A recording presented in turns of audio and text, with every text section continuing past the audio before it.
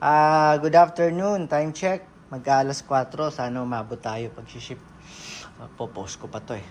Okay. So, meron tayong unit for shipping. Ito naman ay para kay Bossing. So, si Bossing, hindi siya nagpapamention. Basta, si Bossing, ang initial niya ay BLS. Okay? Si Bossing BLS ng Leyte. Okay? So, ang kinuha sa atin na unit ni Bossing itong ENC na John Wick Taran Tactical. Code is 855, color na dark earth. Ayan. So, color tan siya. Nakita nyo iba yung setup ko. Dito ko nilagay, hindi kasi siya kasya dun sa table na lagi kong pinagbibidyoan. Sobrang haba kasi nito. Sobrang haba. Sobrang bigat. Putra guys. Tsaka si Bossing ko, kumuha rin sa atin ng red dot. So, i-demo ko lang kung paano siya ilalagay. Pero hindi ko siya Bossing mailalagay kasi nakahulma yung mismong unit dito sa Tinan mo, na yan. Naka 0.5 na yung camera ko, hindi pa rin kasya ang hanep. Teka nga, itataas ko, yan. Hindi pa rin kasya. Ang taas na ng tripod. Nakahulma yung yung barrel dun sa, yung unit dito sa, niya, sa ganito niya. So, itong red dot, pagka inilagay ko dito, hindi siya kakasya. So, i-mostra ko na lang kung paano siya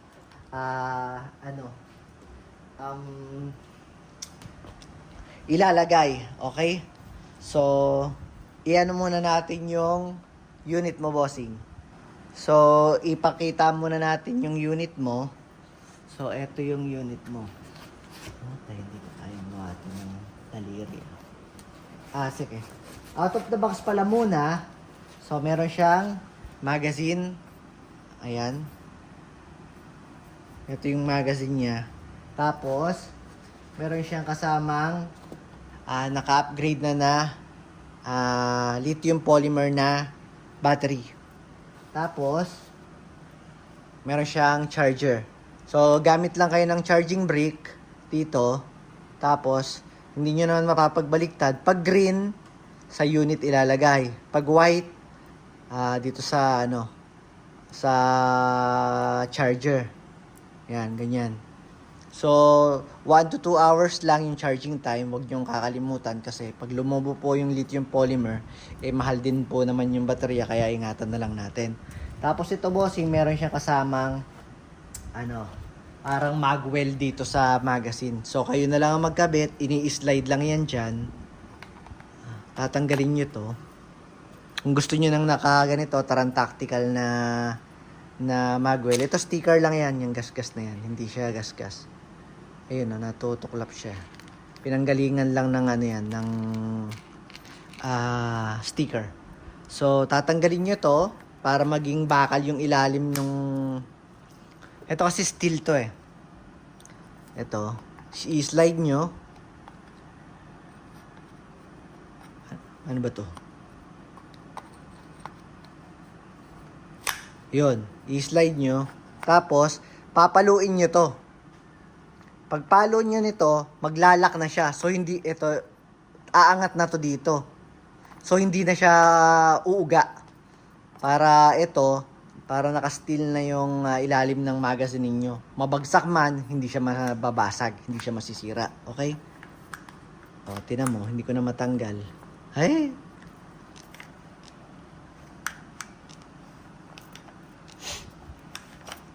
Mamaya na nga, hanep.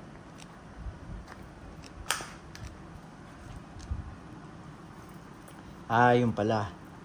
So, meron lang siyang, nyo lang siya dito, meron siyang lock pala, kaya pala hindi ko siya matanggal. May pipindutin dito sa loob na nakakonekta dito sa magazine. Tapos, ayun. So, kayong bahala, Bossing, kayo nang mamili kung ikakabit nyo to o hindi. Basta pagka ikakabit nyo, slide nyo lang, sabay palo dito. Maglalak na siya para naka-steel na, para siyang magwell. Okay? So, ito muna, for the meantime, ito muna ang gamitin natin. Yan. Tapos, ito, yung unit. Oh, shit. So, ito, bossing. Ayan. Full metal yung unit. Ang hindi lang metal sa kanya, itong grip, at saka ito. Yung buttstock. So, ito, meron siyang adjustable sight. Kaliwa kanan, baba taas. Okay? Ito sa kaliwa kanan, ito naman sa baba taas. Tapos dito rin, yan, meron kang sight. Pero feeling ko, hindi mo to masyadong magagamit kung magkakabit ka ng red dot. Kasi yung red dot, once na pumasok siya dun sa pula, dito, pag kinabit na natin to, ito lang yung ano niya. Meron na tong laman na battery sa loob. Dun sa kahon niya, meron pang spare na battery. So, matagal nyo rin naman itong gagamitin. So, pagka sisindihan nyo, pindutin nyo lang yung plus. Palakas siya ng palakas hanggang pinipindot nyo yung plus. Hanggang 5 na mode siya. Plus natin. 1, 2, 3, 4, 5. Ayan. Dito, hindi siya kita dito. Ayan, oh. Pero pag sinilip nyo dito, ayun. Meron siyang red. Pero dito sa wala siyang dito lang sa lente. Pagpapatayin nyo, kung ilang beses nyo pinindot yung plus, ganun din yung pagpindot nyo sa minus. Okay? 1, 2, 3, 4, 5. Okay? So, meron niyang, ayan up, pag pinihit nyo yung pakanan. Tapos, down, pag pinihit nyo naman ng pakaliwa. Dito naman, right, pag pinihit nyo yung pataas. Tapos, down, pag pinihit nyo naman ng, left, pag pinihit nyo ng pababa. So, ang gagamitin yung pamihit, yung kasama niyang key dito. Ito, may kasama nitong key sa kahon. Kasi, pag naman kinabit nyo yan, luluwagan nyo lang to, bossing. Ito lang, iluluwagan nyo lang to, yung tapos ikakagat nyo siya dito sa railings. Yan. Dito. Kahit saan nyo ilagay dyan, kahit sa unahan nyo. Pangaray ko, tangina. Ang bigat kasi. Hanggang sa unahan yan, may railings. Kung saan yung gustong ilagay. Pero mas maganda siguro, dito nyo lang lagay, o kaya dito. Yan. Dito sa Ay, kaliligo ko lang, pawis na agad ako. Ang bigat kasi. Dito. Ngayon, syempre, hindi naman pagka iniligay natin yan, nandun na agad, nakasentro na agad. Yan, nakaganyan siya, pogi. Hindi naman nakasentro agad yung yung red dot. Ang gagawin natin, para makalibrate, syempre, ipuputok nyo sa target. Pagputok nyo, silipin nyo, putok ulit, silipin nyo, tapos adjust. Kung saan napupunta yung bala, dun nyo ilagay yung red dot. Kung saan pumupunta yung putok nyo, may binabaril kayo, hops, nandun yung tama, adjust, kaliwa. Mataas, ibaba natin, ganun. Hanggang magkatugma yung red dot at saka yung punta ng bala. So, hindi naman kayo kasi electric naman siya, hindi naman kayo kukonsumo ng gas. Sa bibis lang, okay? Marami naman kayong bibis. Meron ng airsoft dati si Bossing eh. Okay? So, yun lang. Bibis lang ang puhunan nyo. Kaya okay lang yun. Tapos, maikakalibrate nyo yan ng tama. So, ito ang gagamitin nyo, pampihit. Ito.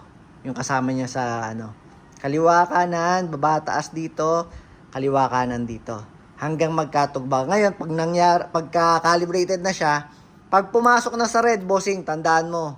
Pag pumasok na dun sa pula, yan, sa pool na siya nun. Hindi ka na kailangan sumipat pa ng nakapikit yung isang mata. Basta pagka pumula doon sa target, putok mo sa pool yun. Iwas sipat dito sa red dot. Okay? So, ganun lang siya, bossing. Ikakalang mo lang siyang pa ganun. Ayan, nakaganyan siya. Kumakagat na nga siya. Hindi lang siya sinisigipan. Tingnan mo, ayaw nang matanggal. Okay. So, demo naman natin kung paano siya gamitin. Okay? Paano ba?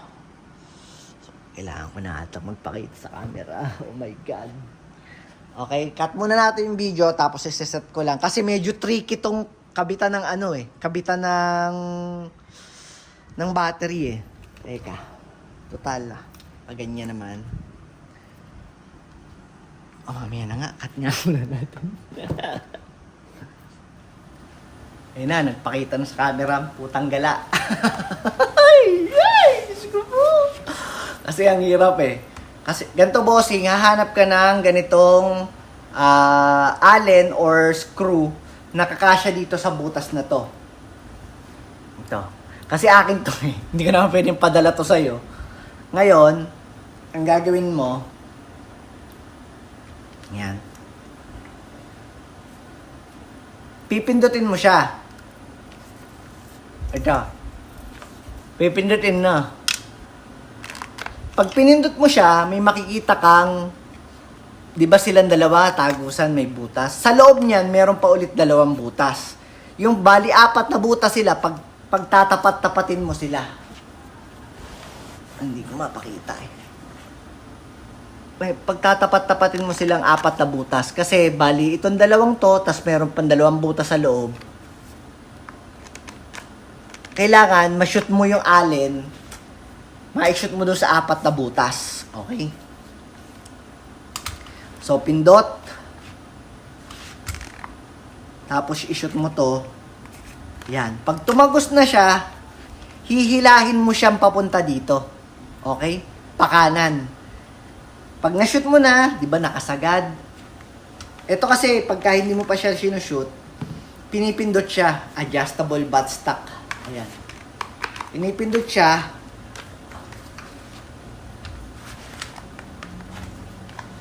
Ay. Yan. Pinipindot siya para ma-adjust yung buttstock. Para na-adjust. Yan. Pinipindot. So, hindi siya matatanggal ng tuluyan hanggat hindi mo na-shoot ito. Dito. So, balik natin. Kailangan nakaano siya, nakasagad ng baba. Ayan. Tapos, i-shoot natin to. Oh, no. Nakita na sa video. Nakita na sa video. Ayan. Tapos, hilahin lang natin papunta. Kunyari, nandito. Ito yung kung saan nakapoint yung buttstock. Hila lang papunta dito. Tapos, pag hinila nyo, dire-diretso na siyang aangat. Okay? Hirap po. Paano ko to demo kung di ako magpapakita?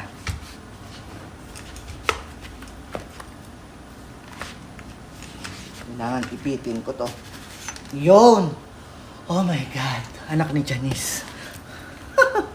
Tapos, bossing, nalabas na tong dalawang connector dito. Ay, isang connector na to. Eto, dito mo ikakabit yung battery. Okay? So, hindi mo naman yan mapapagbaliktad kasi hindi naman papasok. Bago mo pala ikabit yung yung wire, ipasok mo muna itong baterya dito. Kasi hindi mo na siya mailalagay pagka magkakabit na sila eh. Tapos, pag connectin mo to, yan. Ngayon, pagka nakakonect na, try natin, di ba naka-semi, ay ito yung fire selector niya, tapos may semi, try lang muna nating i-semi kung gagana na yung battery. Yung. So, balik ulit natin sa save. Tapos, ibalik na natin to. Ganon din yung proseso. Itatago lang natin. Iwasan po natin maipit ha. Mas maganda, tanawin natin to.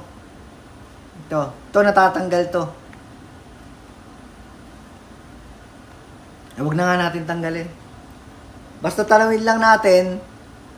Doon, iiwas lang natin na maipit yung yung wire. Yan. Yun. Okay? Yan. Huwag niyong pakakasagad na dito kasi nandito na yung mga harness. Maiipit na siya. Okay? So, balik ulit natin dito sa Balik na natin. Nahihiya ako. Punyeta. Balik na natin doon sa kaninang setup ng camera. Ngayon, bossing, eto naman, pagka maglalagay ka nito, ito kasi, kailangan mo, syempre, di ko nasabi sa'yo kaninang magka-video call tayo, kailangan mong bumili ng BB loader. Pero, tingin ko meron ka nito meron kang meron kang WE na Glock 18 So, kung meron kang BB loader, isusubo mo lang yan. Yan.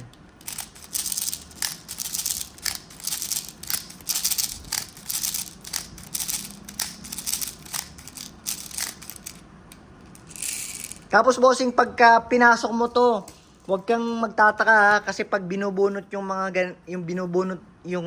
magazine sa AEG, lagi pong may nalalaglag na laging may nalalaglag na bibis. Pagka pinasok ko to, tas tinanggal ko, laging may nalalaglag na bibis. Natural po 'yon. Okay lang 'yon, natural 'yon. So hindi ko na to tatanggalin yung screw, yung allen, para kasi bossing, pagka natatapos mong gamitin, pagkatapos mo laging gamitin, lagi mong tatanggalin yung battery doon sa dito sa unit. Okay? Kaya isi-ship ko to nang nakatanggal. Hindi ko siya pwedeng i-ship ng nakakabit na. Basta pag natapos gamitin, tanggalin lagi ang battery. Okay? So, pasok natin yung magazine. Yan.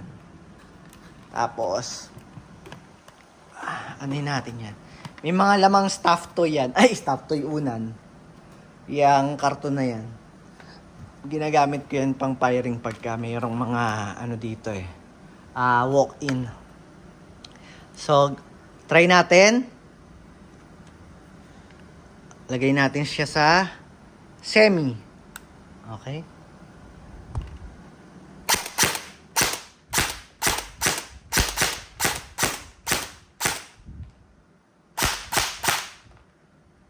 Tapos lagay natin siya sa auto.